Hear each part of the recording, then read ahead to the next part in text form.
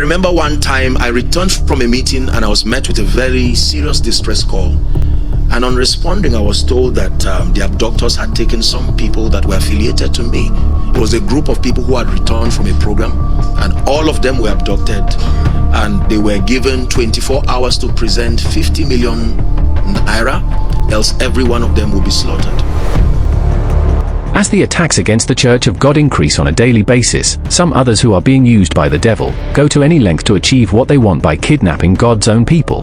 Hello and welcome to this interesting channel, Holy Ghost Frequency. In this wonderful episode, Apostle Joshua Selman disclosed how his close church workers were kidnapped sometime in the past, and the role he played to get them back from the kidnappers after they demanded for 50 million naira. If you are new to this channel, you might want to consider following us on Facebook. Subscribe to Holy Ghost Frequency channel on YouTube and turn on the notification bell to get more interesting chapters anytime we post new videos. In several other conflicts, religion has been an undertone, even if not a formal basis of conflict. In Nigeria, again, for instance, the conflict between the Fulani herdsmen, many of you have heard this or probably followed the trend through the lens of media.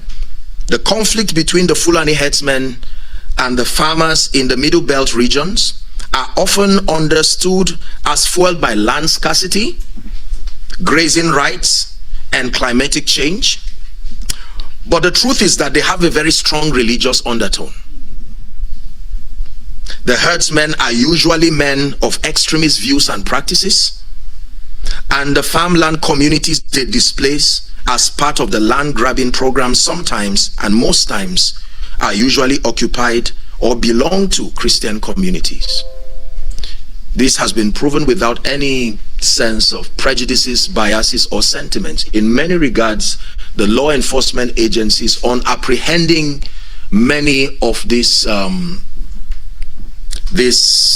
extremist herdsmen, most of them have been found to be people who sustain extremist views, and their victims have usually been people of the Christian faith.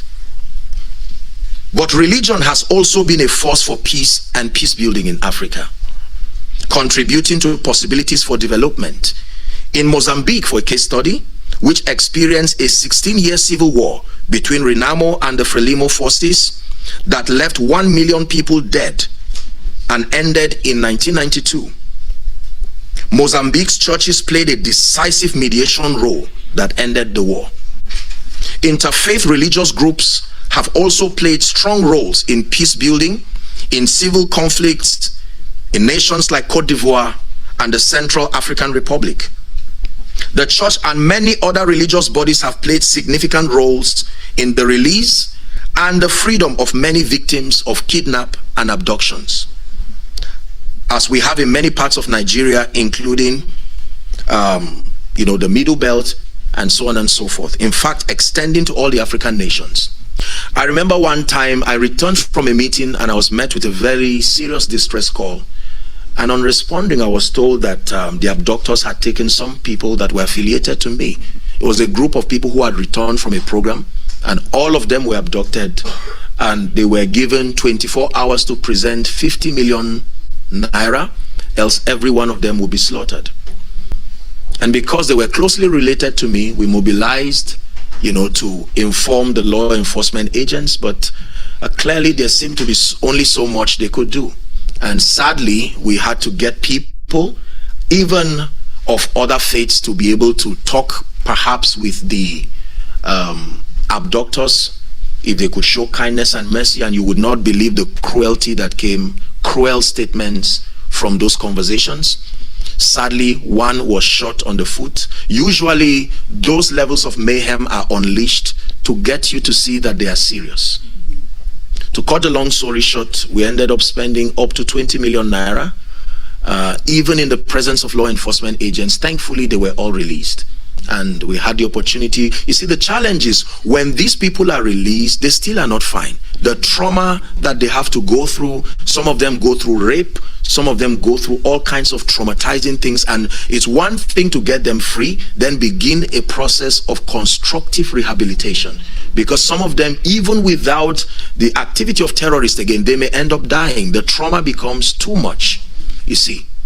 And so I'm not just saying this as a lecture. These are realities that some of us have been forced to live with, especially when you become a leader within these regions. You cannot shy away from being part of the process that leads to some of these things. And so I'm just using that to point that the church has played very significant roles on this wise. Apostle Joshua Selman further disclosed the role of the church in this world we live in. How the Church of God has helped in solving or making peace in times of community clashes as a result of religious differences.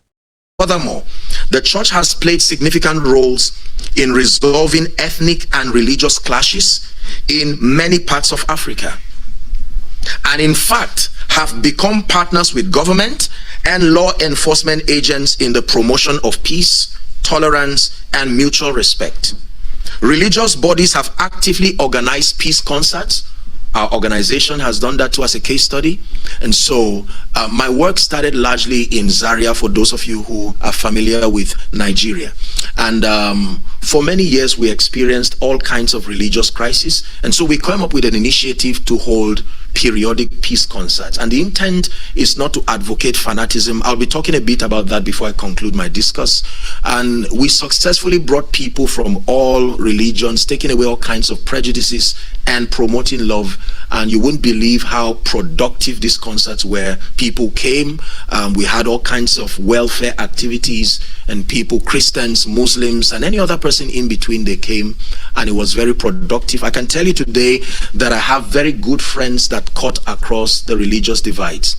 Very productive discussions. We may not agree on the core matters of faith, but I do not think it's been enough reason to hate, to fight, and so on and so forth. Are we together? Okay, so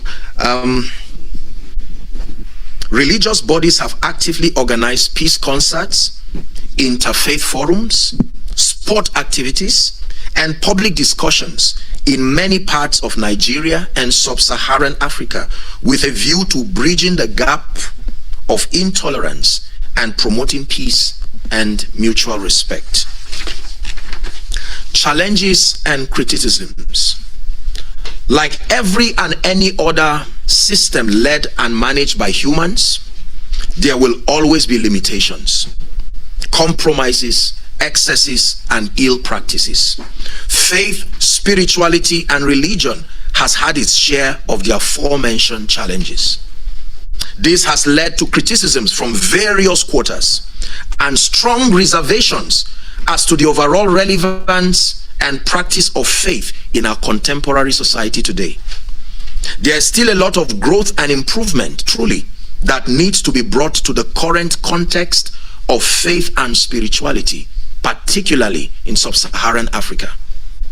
Matters of neocolonialism by the religious and political elites, advocacy of laziness and irresponsibility through wrong and extremist teachings, lack of transparency and accountability in leadership, even Christian leadership, moral failures within faith-based systems, are all issues that, whether now or in the future, I presume, will have to be confronted if the relevance of faith in nation building and socio-economic development is to be preserved. Kindly tell us your thoughts in the comment section about this video, and don't forget to check out some of our recent uploads displaying on your screen. And if you would like to see this page again, you might want to follow us on Facebook. Subscribe to our YouTube page Holy Ghost Frequency and click on the notification bell to get new mind-blowing episodes like this each time we post new videos. Thanks for watching.